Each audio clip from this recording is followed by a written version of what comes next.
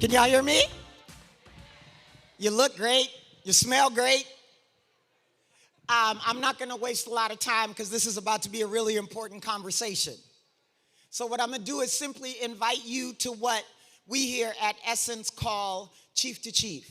It's a franchise we have where we engage with black women who are playing chief roles in community, in corporations, and in several other places. And its only intent is to do one thing. It is to tell the story of people who are playing chief roles so that you know the chief within yourself. And so today, as a part of this series that continues to be an emblem for how great the black woman is as the CEO of home, culture, and community, we have with us the first black female vice president of the United States, Vice President Kamala Harris!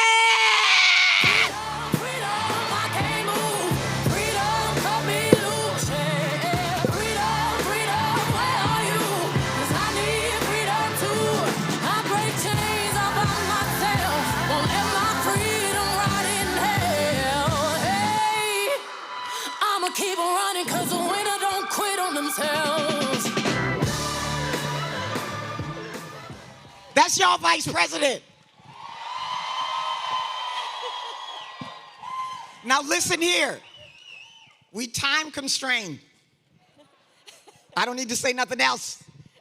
But ladies, gentlemen, community, family, one of the beautiful things about history is once it happens, it can't unhappen. That's right. And so what that means is there will never be another day where we didn't have a black female vice president of the United States of America. They can't take that away. But today, I'm going to have a conversation with our Vice President Kamala Harris about the mantle she holds, the seat she has to fill. Every time we have a chief-to-chief conversation, we start with a really simple question. And we ask, who is Kamala Harris? The Vice President of the United States of America.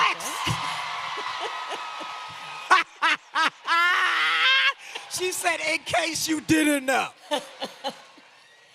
I can't even repeat that. And I am a wife. There you go. We have children. I am a godmommy. I am an auntie. I am a best friend. I am a good cook. Oh, hold on. Wait. What do you cook? I cook just about everything. You know, today I picked up some tasso and some andouille sausage to take back to D.C. with me. Gumbo and Kamala. Oh, sorry. You weren't inviting them to nothing. Keep going. And I am a fighter for the people. Yeah. I care about the people. Yeah. Will you do me a favor and just share a little bit more about why you said that twice? What does that mean to you?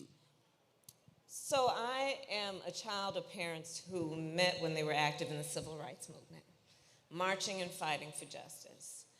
I grew up in a community where it was an extended family of people who told all of us as children we are young, gifted, and black, that we could do anything, that there was no boundary or border to what we could pursue or believe, and that we have a duty.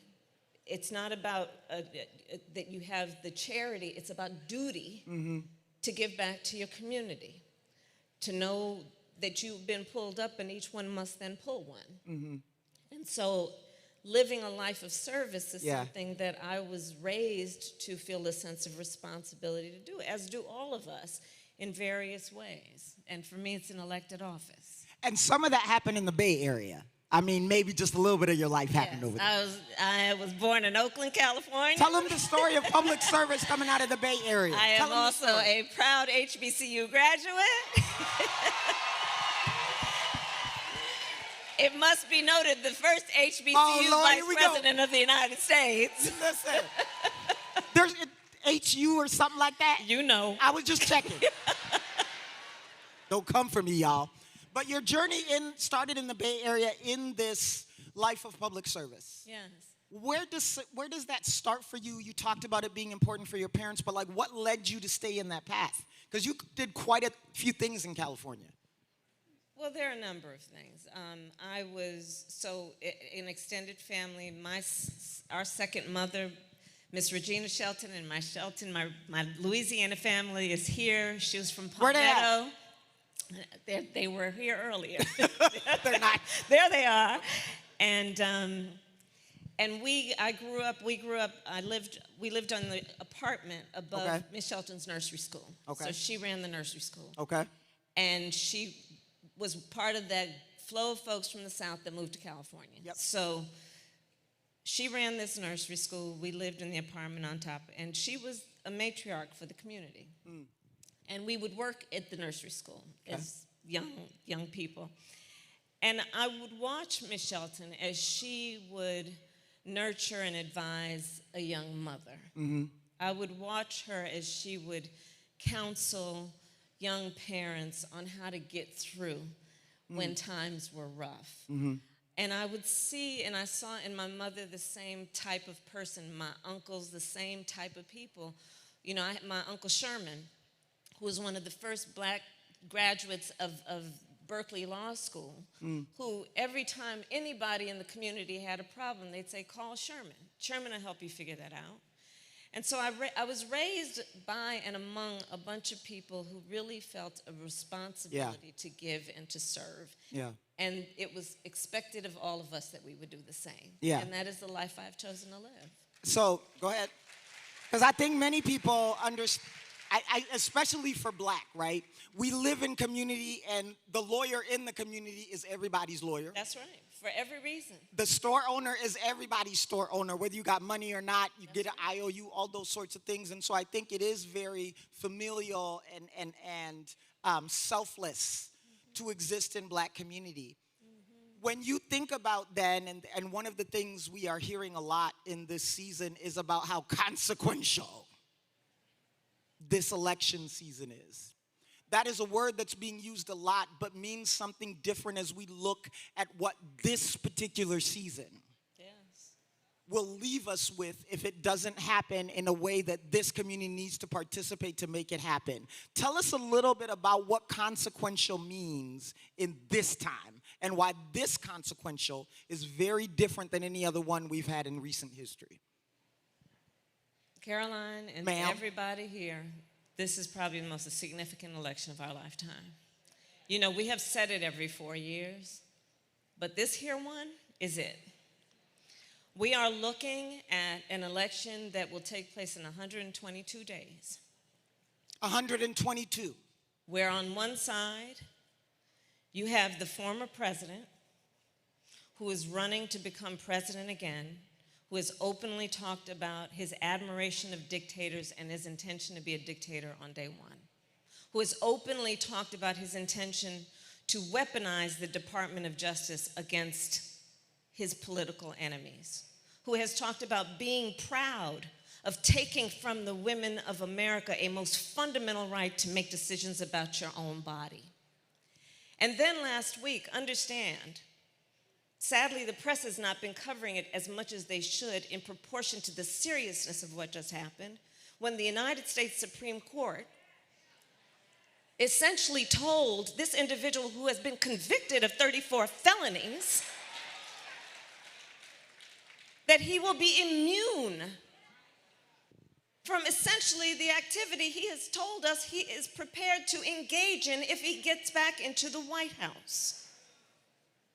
Understand what we all know. In 122 days, we each have the power to decide what kind of country we want to live in. Understand what we know.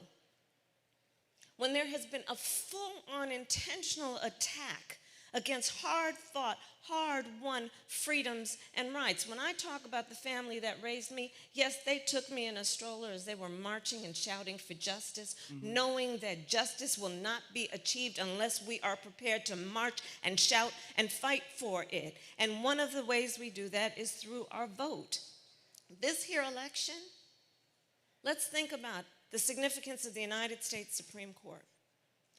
2 years ago and some days now, we commemorated a decision by the United States Supreme Court, the Dobbs decision, that undid the protections of Roe v. Wade. Understand how that happened. The former president, who wants to be president again, hand-selected 3 members of the United States Supreme Court with the intention that they would undo the protections of Roe v. Wade, and they did as he intended. The Court of Thurgood and RBG took a most fundamental right, the right to make decisions about your own body. And on this subject, I think we all believe and know one does not have to abandon their faith and deeply held beliefs to agree the government should not be telling her what to do with her body. If she chooses, she will talk with her priest or her pastor, her rabbi, her imam, but the government should not be telling her what to do. Understand that the former president, who is up for re-election, has said he is proud of what has happened, proud of the fact that our daughters will have fewer rights than their grandmothers. That we have seen in state after state, they're passing laws punishing healthcare providers, in Texas providing for prison for life for a doctor or nurse who provides reproductive care. Understand, laws being passed and proposed that make no exception for rape or incest. Caroline, you asked me about the things that have influenced my career. That's exactly right. So many of you know I was a prosecutor. You may not know one of the reasons why. When I was in high school, I learned that my best friend was being molested by her stepfather. And when I learned, I said to her, you have to come live with us. I called up my mother. My mother said, of course she does. And she came and she lived with us. Mm-hmm. So I decided at a young age I wanted to take on what I could do to protect women and children against violence. The idea that these so-called leaders would be passing laws that make no exception for rape and incest, that are essentially telling a survivor of a crime of violence to their body, a violation of their body, that they have no right to make a decision about what happens to their body next, that's immoral. And that's what's happening in our country right now. You look at the taking of fundamental freedoms and rights. In Georgia, passed a law to deny people and make it more difficult to have freedom to access to the ballot. Passed a law that makes it illegal to essentially give people food and water for standing in line to vote. The hypocrisy abounds. What happened to love thy neighbor? So look at what they're doing. I want to pick that up. And all of this is at stake. Yes. So you've been on an economic tour. You've been on a reproductive freedom tour. Somewhere in this audience or on the internet is my niece Ayo, known as Yo-Yo to me. And she is somewhere between 8 and 32 years old. And right. One of the things that happened when you became vice president is Ayo told me that when she becomes president, her platform is going to be ice cream. All right. Why do I share that? Because I was excited about Ayo thinking that she could be president and that ice cream would be the most important issue in the country. Because the other stuff ain't a problem no more. As I look at the upcoming election, I'm looking at Ayo and I'm trying to prepare myself to have a conversation with her that her doctor may not think her health care is important. Yeah. That she may not be able to make a minimum wage to aspire to meet a work or occupation that matches her intelligence. I am worried that I have to have a conversation with Ayo about why her brother Xavier may not be safe, and it's a conversation I didn't have to have with my little brother. I am going to be handing off a world that has gone backwards, not a world that just didn't go forward. Yeah. So while we've talked about what we know are some of the topics that come from those that aren't looking out for us, how do we make sure that things that are important to our community, and again, you've been on reproductive freedom, you've been on economic freedom, how do we make sure, because we don't all sit in an administration and we don't all know the technicality for the woman that's going home and is taking care of home, family, and community. How do I make sure that Caroline doesn't have to have that conversation with Ayo in 122 days? There are many ways, but in 122 days, it's your vote. I mean, here's the thing about elections. And this is maybe the inside deal that my former colleagues at the Congressional Black Caucus can tell you. The people who make decisions at that level often will pay attention to either who's writing the checks or who votes. That's a cold, hard reality. And so when we vote, that is, in a democracy, as long as we can hold on to it, the power that we have as individuals to weigh in on who is making decisions based on what we value and care about. You know, I'll give you an example of why elections matter. There are many. Yeah. The issue of black maternal mortality. Let's talk about that. So I have been working on that issue for years with my colleagues from the CBC when I was in the Senate and now as vice president. Why? Because black women in the United States of America are 3 to 4 times more likely to die in connection with childbirth than other women. And we know that there are a variety of reasons for that, but we also know that this is a healthcare crisis of the highest order that has received very little attention proportionate to the seriousness of the matter. So I worked with my colleagues when I was in the Senate. We passed a number of bills, and when I came into the United States, when I came in as vice president, I continued to work on it, and one of the things I found is this, that I was looking at, well, for women on Medicaid, which states are providing for postpartum care, not just for 2 months, but for up to 12 months. And I realized when I came in as vice president, only 3 states would extend Medicaid coverage for postpartum care from 2 months to 12 months. I don't have a problem shaming people sometimes. So I challenged the states to extend it, and now 46 states have extended Medicaid coverage for postpartum care. There is a direct connection between this and black maternal mortality. But here's the other thing, back to the other point about freedom of choice. The majority of black women in America live in the South. You know that in the South, we have some of the highest rates of black maternal mortality. In the South, except for the state of Virginia, every state has an abortion ban. And what I find, hypocrisy upon hypocrisy by some of these extremists, is the same ones saying they're passing these abortion bans because they care about women and children have been completely silent on the issue of black maternal mortality. So don't come to us gaslighting us about where you've been and where you haven't been on important issues that relate to what we know every day affects our sisters, our mothers, our aunties, our grandmothers, and could affect our daughters. So if we were to take that, right, because I think that part of what we do with this conversation on Chief to Chief is make sure that folks really walk away with the call to action for what's different for them.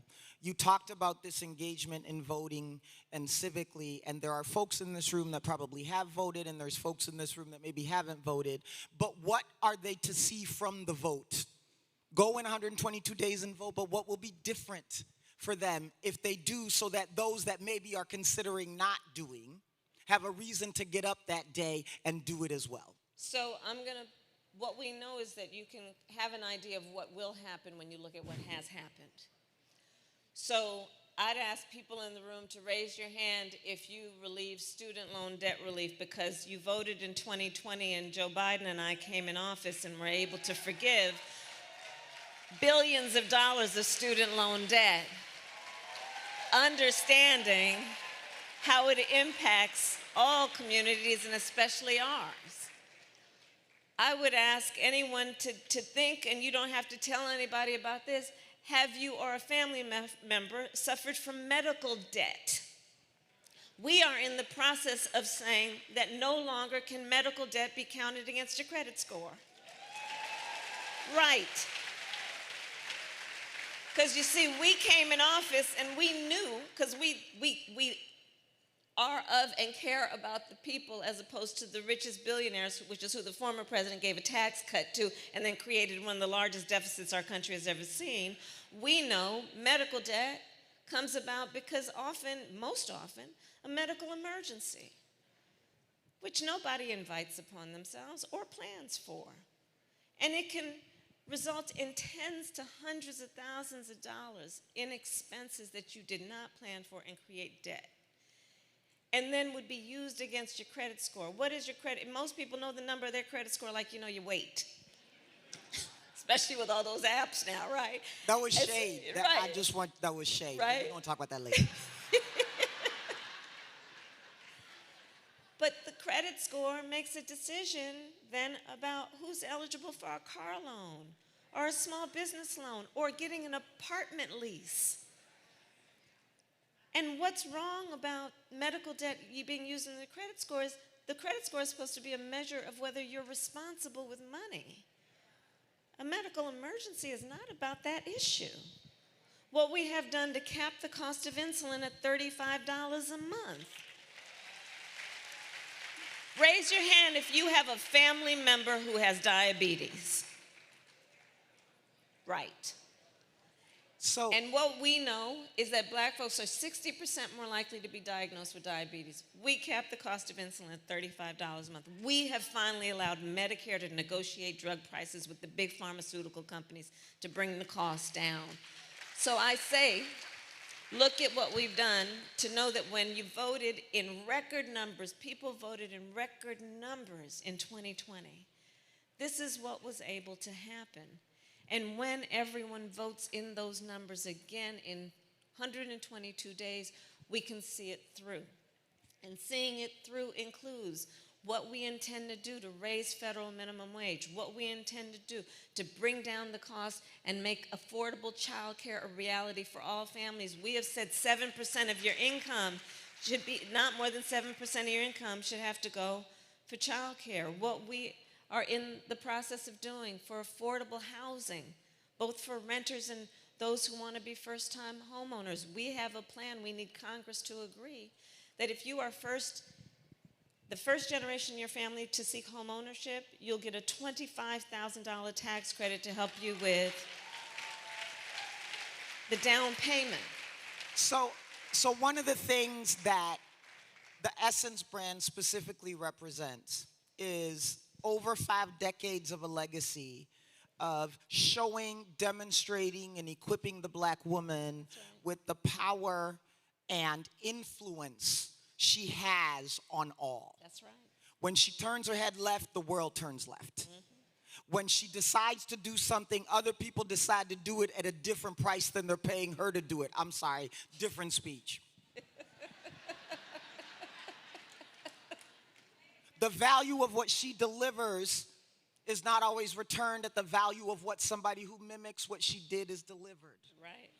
So for 50 years, Essence has been teaching this member of human community called the black woman that she has a power that just needs to be unleashed versus she doesn't have a power. And because she has a power, everybody around her follows her power. Which I would then say that those that are here with us live and those that are here with us virtually have the power to make this country be whatever it needs to be for black community. That's right. So with that being known, whether it's the Vice President of the United States or anybody else, Madam Vice President, you are speaking to the most powerful ballot community. That's right. We have. They are the CEOs of home culture and community for all. So if you were to be talking to them about what their power can do for black, through the lens of the chiefs that they are of their community, and you knew that it was what you say that's going to make them do the thing that's right for them, what do you tell these chiefs about what they need to do with that power in 122 days? First, you've already said it, but I will say it to repeat because it bears repeating all the time. We have extraordinary power. And we can never let anybody take our power from us. Never let anybody take our power from us. And never be shy about our power. We must encourage in each other ambition. Ambition is a good thing. It is good to know one's power and then to go for what you want, knowing you can achieve it. That is very important. We do not need to step quietly. We don't know how.